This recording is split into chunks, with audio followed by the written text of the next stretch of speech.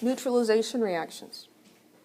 Neutralization reactions, aside from being hard to say, are a special form of a double replacement reaction.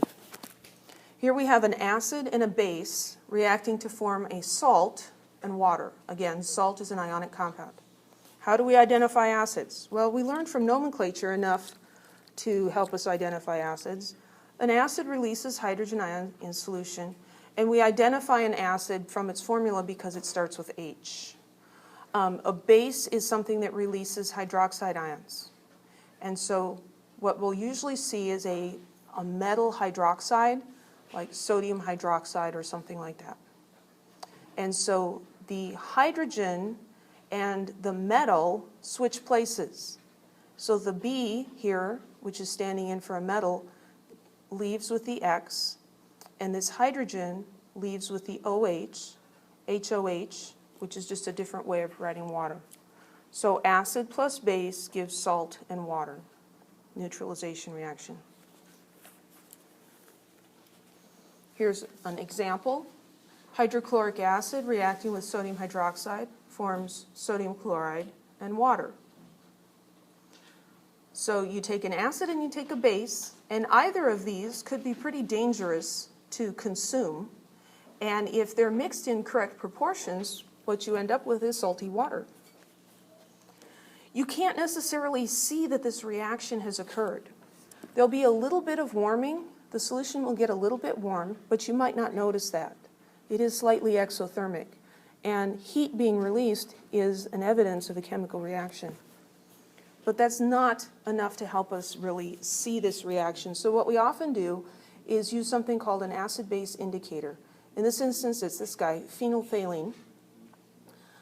Work on spelling that one. Phenolphthalein. Phenolphthalein is colorless when it's in an acidic solution, and it turns this beautiful fuchsia pink when it's in a basic solution. So as sodium hydroxide is added to this acid, this reaction occurs producing sodium chloride and water. And when we've added a little bit of extra hydroxide, it will turn pink. And that pink color change tells us we added just a tiny bit too much of the sodium hydroxide. And that can be very useful. Oh, I forgot to put spaces in here. Let me fix that real quick. Write balanced chemical equations for each of the following neutralization reactions. So chloric acid neutralizes a strontium hydroxide solution. Chloric acid, not hydrochloric acid. Hydrochloric acid is HCl. Chloric acid comes from, we change the ic to 8, so chlorate, which is ClO3 minus.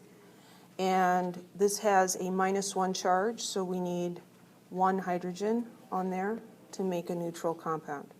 So HClO3, that's aqueous. It's an acid. And we've got strontium hydroxide. What's the charge on strontium ion? 2+. It's in group 2A in the periodic table. Hydroxide's OH minus, you memorize that. SrOH2.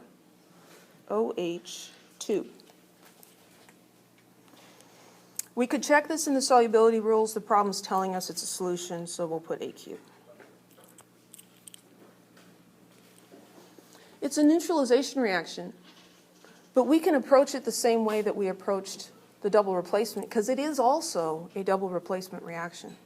It's just a special kind. So we can look at the ions swapping partners. So we'll put the H plus with the OH and the ClO3 with the Sr2 and see what we end up with. So Sr2 plus with ClO3 minus and H plus with OH minus. So Sr ClO3 2.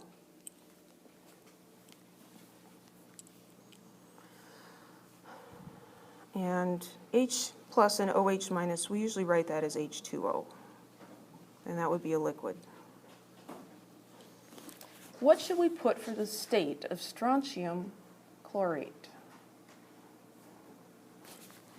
Let's see if we can find it in the solubility rules. No, it's not in there. It's not in the solubility rules.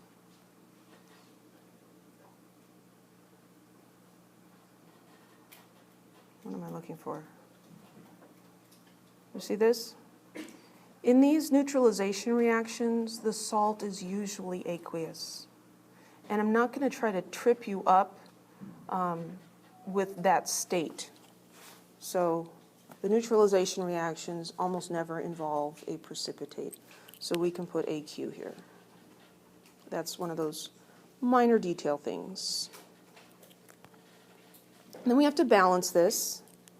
2 chlorates, so I need a 2 over here. And there's 2 hydroxides.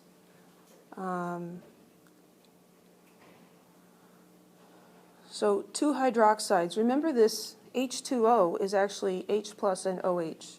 I've got 2 H's and I've got 2 OH's. Those guys together are going to form 2 water molecules. You can balance them all separately if you like. Any questions?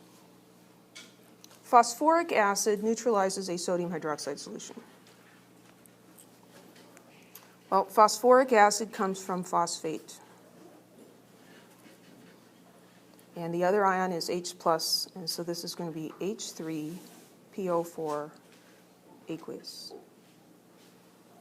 Sodium hydroxide, Na plus, OH minus.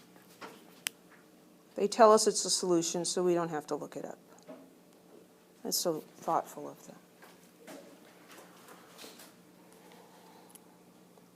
We're going to swap partners again. That's what double replacement reactions do. So sodium with phosphate, hydrogen with water. I just thought of a question I meant to address. In the earlier double replacement reactions, we saw that one of these was a solid, and we said that if one wasn't a solid, then there was no reaction. So why is this a reaction if there's no solid being formed? Well, water is not a solid at room temperature, but in water, the hydrogen and the hydroxide ion are very, very much attached to each other. And so these guys are also necking on the back porch. If you form a liquid or a gas, it's also generally a chemical reaction.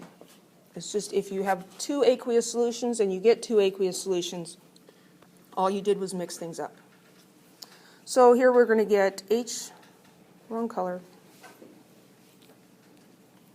We're going to get sodium with the phosphate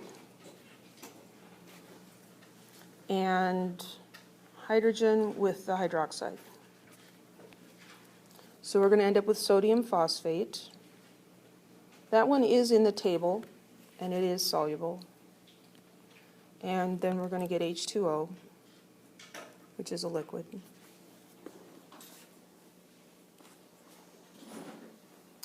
Here I've got 1 sodium, and here I've got 3.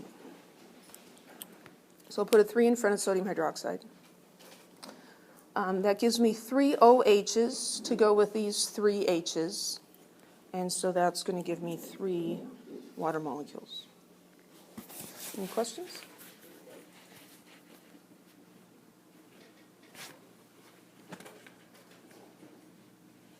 Ta-da.